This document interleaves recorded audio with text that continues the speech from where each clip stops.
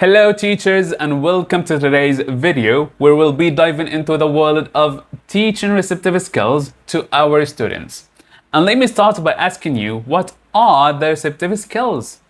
Receptive skills such as reading and listening are crucial for students or for language development and comprehension. In this video, we will explore effective strategies and techniques to enhance reading in the classrooms or maybe in the online sessions. And I will be uploading another video for the listening skill tomorrow, inshallah, and I will be leaving the link in the description box down below. Therefore, I'll be guiding you through a well-prepared PowerPoint lesson as well, so you have a clear vision of what it's like. Should we get started? Please let me ask you that one question. Why do we start by teaching receptive skills and not productive skills? Simply because learners need to listen and read so they have knowledge here, and after that, after they have the language here, they can produce it maybe through speaking or writing. Moving on to the teaching strategies for the reading skill. To teach reading, teachers should follow three main blocks. The first one is pre-reading. The second one, while reading. The third one, post-reading. Now we are going to discuss every stage included in each block of the three. The first stage in the pre-reading block is the leading. We always start our lessons with a leading. It's a must. What do? We generate students' interests.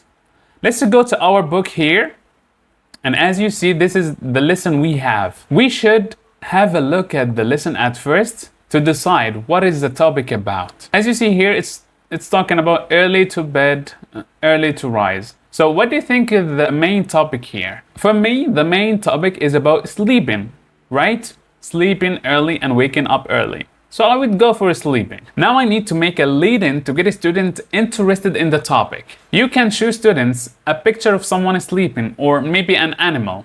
You can show them a video. You can ask them like, when did you wake up today?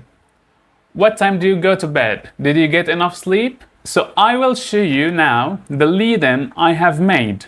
As you see here, I made this one. I will ask students, do you like sleeping? And actually, I combined between two things. I asked a question and I made a picture in the background where there is a cat sleeping. And students will like this one because you are asking them about themselves. And I'm not gonna stop there. I'm gonna keep asking follow-up questions like, do you like sleeping? Yes. Oh, really?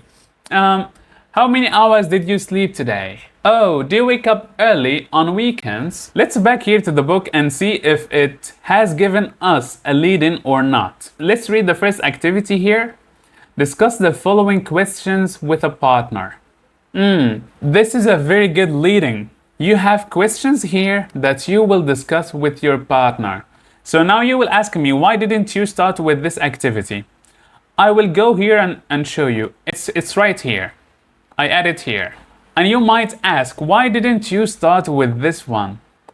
Well, it's okay if you start with this one, but for me, I didn't start with it because I left it for the students to ask each other, to have a discussion between each other.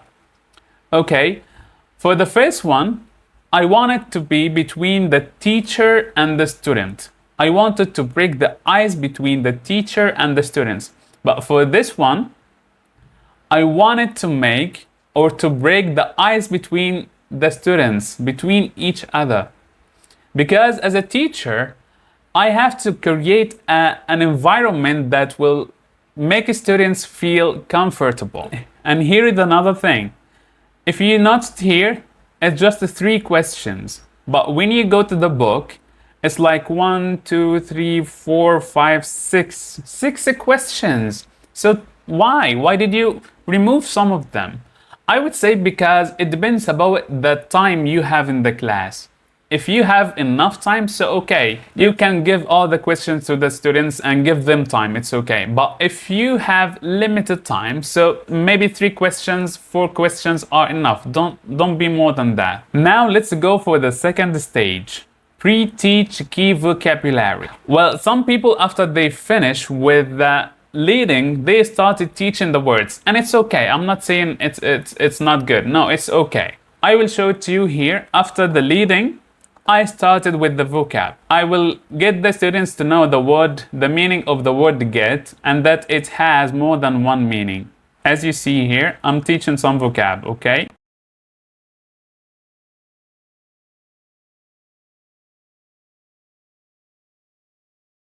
The third stage, you set context of the text. And what do we mean by that? We mean get students interested to the reading passage. You will ask, but I have got them interested before.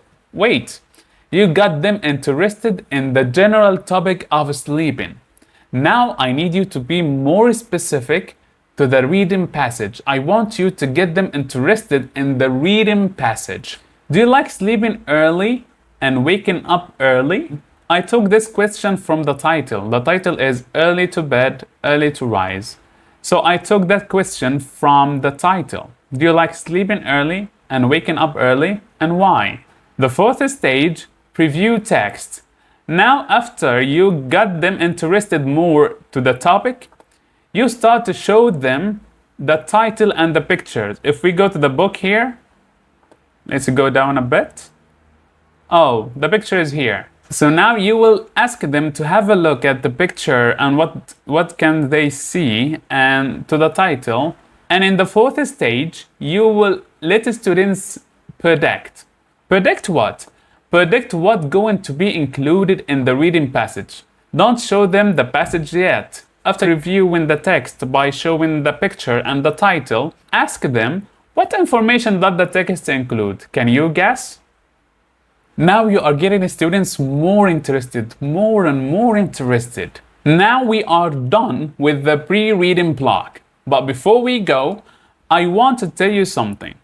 And instead of pre-teaching key vocabulary, after the leading stage, you can leave it here. You can start teaching the key vocabulary after letting students predict about the passage. After the leading, you can start by setting context of the text, and then previewing the text, and then letting students predict, and then teaching the vocab. And why is that? This way is much better because you are switching students from stage to another one very smoothly.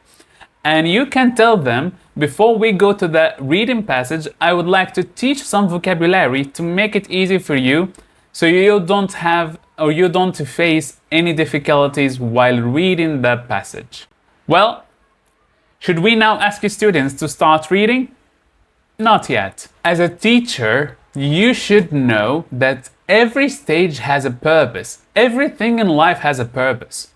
Like, why do you read a magazine? Maybe for joy, maybe for information.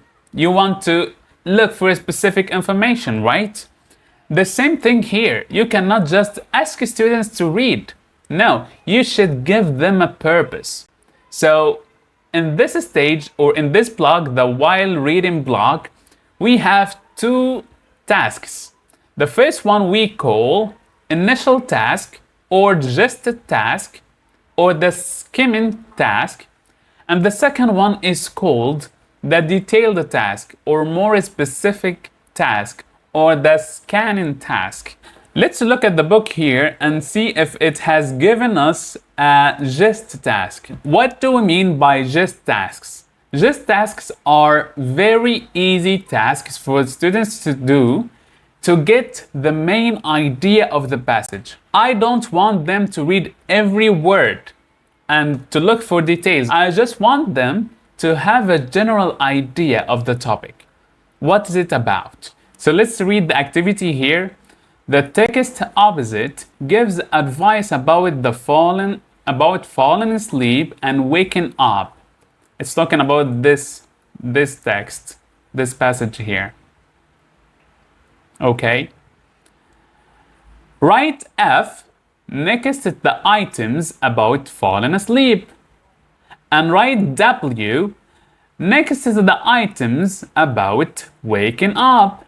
So now students will have a quick look for each one and say if it's about falling asleep or waking up, just quickly. And you should tell the students that you don't need them to read every word. No, tell them I just want you to have the main idea, to know the main idea. I don't need you to read every word. So one more time, before you ask them to read, give them the gist task to do while reading. So that was stage number 6. What is this stage number 7? Students now are reading for gist. Okay, what after reading for gist? Students check answers in pairs. After they finish, you will ask them to check answers in pairs with their partner. And after they finish, you can open a class feedback. And you can do that by showing them the answers on the screen as you see here. W, F, F, W, W, F, F. And maybe because you have a lot of students and you cannot check the answer of the whole class, you can pick some students. Like, let me see your answer. Oh, okay, excellent, great job, thank you. And you please? Yeah, amazing. You please? So you can choose like 3, 5 students and move on. Now stage number 10, set more specific task. This is what we call the detailed task or the scanning task. Now I want students to read again, but now they have to read every word. So I will give them this task, like what happens when drinking a glass of warm milk before sleeping. Now they have to read carefully to get the right answer. The second one, why is it better to sleep before midnight? As well, they have to read carefully to get the right answer. Then you will do the same thing, okay? You will ask them to check with their partner, and then you will open a class feedback. Now, if you look at the book didn't give us a detailed task. Like activity number 2 was the gist task. Activity number 3 is a matching task. You are going to match the words, the vocabulary that we have pre-taught before in the pre-reading stage. We have the column A and we have the column B. You will ask your students to read this one and guess what does it mean get here? Does it mean buy or set and or switch? So as a teacher, sometimes the books don't give us everything. They help us as much as possible, but they don't give us everything. So this one, I made it myself.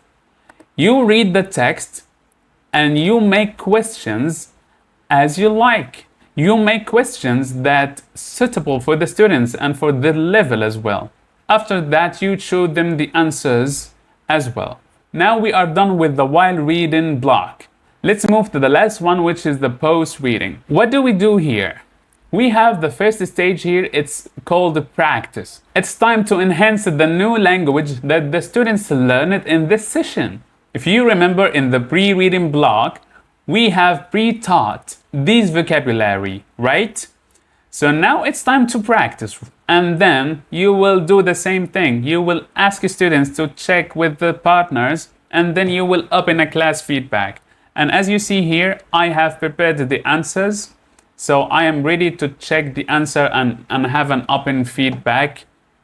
Here is the thing. Do you remember the pre-teach key vocabulary stage? This one is optional. I mean, you don't need to teach vocabulary here. You can delay this one and move here to the language analysis. So you will ask me why? Isn't it a must to teach vocabulary in the beginning? No, it's not a must. It depends about your students because you are the only person or the most person that knows his or her students the most. So if you think that this vocabulary will be an obstacle for the students and it would be very difficult for them while reading the passage and they will not get the main idea, okay, you can teach it in the beginning. If you think that students will get the main idea without teaching this vocabulary, you can skip it in the beginning and then you can have a look later. You can discuss the vocabularies with them later in this activity. If some students don't get the right answer, now you can open the language analysis and you can start by teaching the vocabulary here, and I can show it to you here. Like this one is about this one is about vocabulary, and this and this and this and all of these. Okay, I can take them. Wait, oh, I'm so bad at this.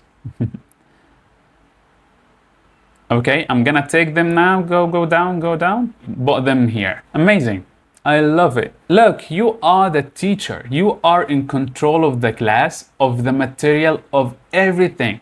You do whatever you want as long as it will benefit the students. Is the lesson finished? Not yet. After students have received the knowledge, they have to produce it now. So you can give them a speaking activity or a writing activity. If we have a look at the book here, let's go down a bit. Oh, discuss these questions. Amazing. So now it's time for the students to speak a little using the language they have learned today and also using the topic they were talking about. That's it. We're done. Before we go, I want to advise you, if you are going for a demo, you should put two things in mind. The first thing is the lesson outcomes objectives, and it should be included at the beginning of the lesson. And the second one is the differentiation activities, and it should be included in the practice stage. Thank you for joining me today. It was me, Taha, and this is English Stuff. English is never tough. And I hope that you found these tips a bit valuable. Stay tuned for more teaching insights and happy teaching. Goodbye.